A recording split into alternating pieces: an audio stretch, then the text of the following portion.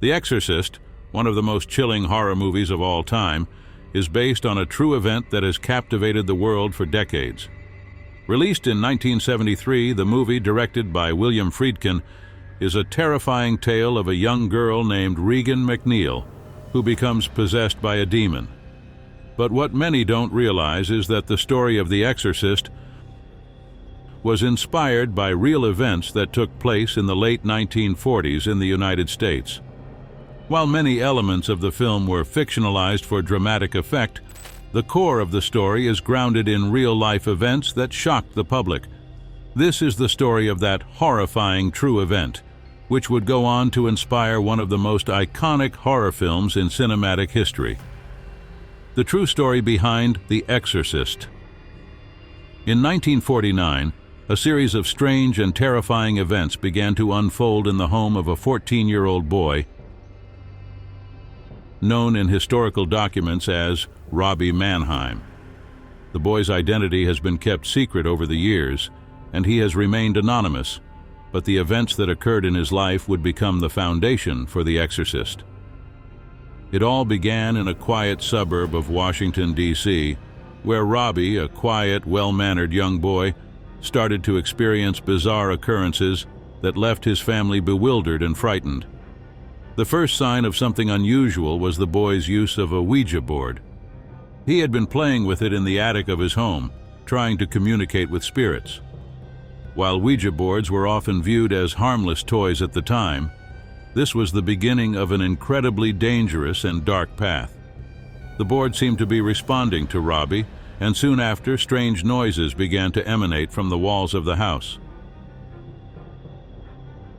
Objects would mysteriously move or shake, and doors would slam shut on their own. At first, the family thought these incidents were the result of some mechanical malfunction or some kind of practical joke. However, the events grew increasingly terrifying, culminating in a series of violent, supernatural occurrences. Robbie's behavior began to change dramatically. He started speaking in languages he had never learned, a phenomenon known as xenoglossy. His voice became unnaturally deep, and he exhibited strength beyond that of a normal child. Furniture in his room would shift positions by itself, and he was seen to levitate off his bed. The family was at a loss, unsure of what to do. They sought the help of various medical professionals, but nothing could explain the strange behaviors.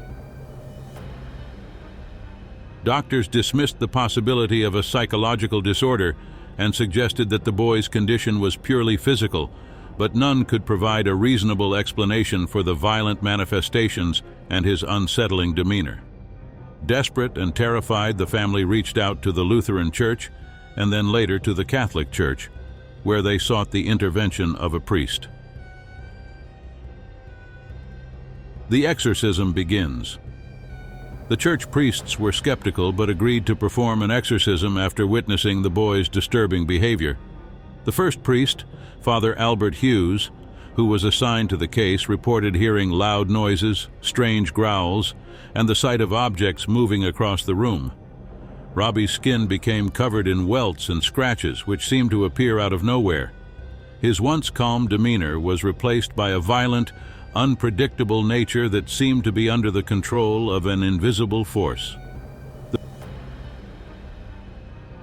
The priests, who had experience with ordinary exorcisms, were unprepared for the sheer power and force they encountered during their attempt to rid the boy of the demonic possession. Despite their best efforts, the exorcism seemed to have little effect on the boy. His condition worsened and more drastic measures were required. Father Hughes then contacted a more experienced priest, Father William Bodern, a Jesuit who had performed many exorcisms throughout his career. Bodern and his team arrived at the Mannheim home to attempt a much more intense and prolonged exorcism. The boy, now completely unrecognizable to his family, would scream in a guttural voice, shout blasphemous words, and make obscene gestures. The priests, however, were determined to continue their work. The exorcism sessions took place over several weeks, during which time the boy's behavior grew more erratic and his physical condition deteriorated rapidly. Despite these challenges, Father Bodern and his team remained persistent, conducting the exorcism rituals multiple times a day. During one of the most intense sessions, the boy reportedly broke free of the restraints that held him to the bed, and it was said that he temporarily levitated above the mattress. At one point, a loud noise was heard, which sounded like a clap of thunder or a gunshot. After this event, the boy's violent behavior began to subside, and the exorcism was deemed a success. The aftermath. The young boy, whose identity remained concealed for many years, made a full recovery after the exorcism was completed.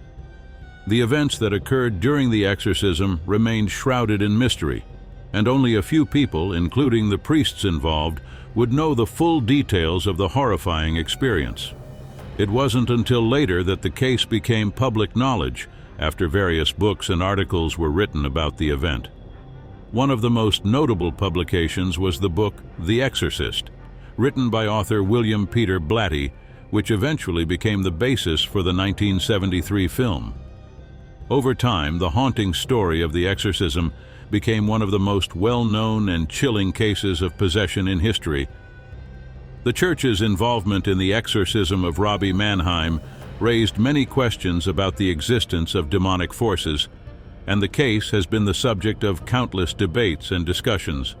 The story of Robbie's possession and exorcism continues to be an enduring mystery that has captivated the public's imagination, and it has inspired other films, books, and documentaries on the subject of demonic possession. The Exorcist, both as a film and a true story, has left an indelible mark on the world of horror. What started as a terrifying real-life event has become a cultural phenomenon, inspiring countless retellings and adaptations. The case of Robbie Mannheim is a chilling reminder that sometimes the line between fiction and reality is thinner than we think. The story continues to haunt us, leaving us with unsettling questions about the unseen forces that might exist beyond our understanding. Whether one believes in the supernatural or not, the true story behind The Exorcist serves as a stark reminder of the power of fear, the unknown, and the lengths people will go to in order to protect their loved ones from forces beyond comprehension. The real-life exorcism and its aftermath are part of a larger narrative that explores the very nature of evil and our attempts to combat it. Despite the passage of time, the story of The Exorcist remains as terrifying today as it was when it first unfolded over 70 years ago. I hope you enjoyed this story. Don't forget to comment and subscribe to my channel if you haven't already. I'll see you again with another creepy story. Until then, goodbye.